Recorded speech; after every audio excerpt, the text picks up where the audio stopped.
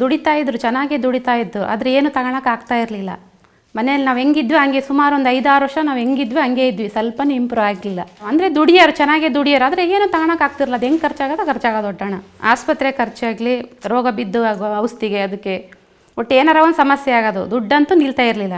ನಮ್ಮದು ವಾಸ್ತು ಸರಿ ಇಲ್ಲ, ಭಟ್ರು ಕರೆಸಿದ್ರೆ ಈ ಡೋರ್ ಈ ಕಡೆ ಇಡಬೇಕು, ಆ ಕಿಟಕಿ ಆ ಕಡೆ ಇಡಬೇಕು, ಮೆಟ್ಲು ಚೇಂಜ್ ಮಾಡಬೇಕು, ಹಿಂಗೆ ಎಲ್ಲ ಹೇಳೋರು. ಎಲ್ಲ ಒಡಿಸಿ ಮಾಡ್ಸೋಕೆ ಆಗ್ತಾ ಇರಲಿಲ್ಲ. ಕೊನೆ ಸರಳ ವಾಸ್ತವರು ಏನು ಒಡ್ಸಲ್ಲ ಅಂತ ಗೊತ್ತಾಯ್ತು ವಿಷಯ. ಟಿ ವಿ ನೋಡೋಕ್ಕಾರ ನಂಬರು ಸಿಕ್ತು, ಫೋನ್ ಮಾಡಿದ್ದಕ್ಕೆ ಅವ್ರು ತಕ್ಷಣ ಬಂದರು. ಅವ್ರು ಏನು ಒಡೆಯೋಕೆ ಹೇಳಲಿಲ್ಲ, ಚೆನ್ನಾಗಿ ಇಂಪ್ರೂವ್ ಆದ್ವಿ ನಾವು.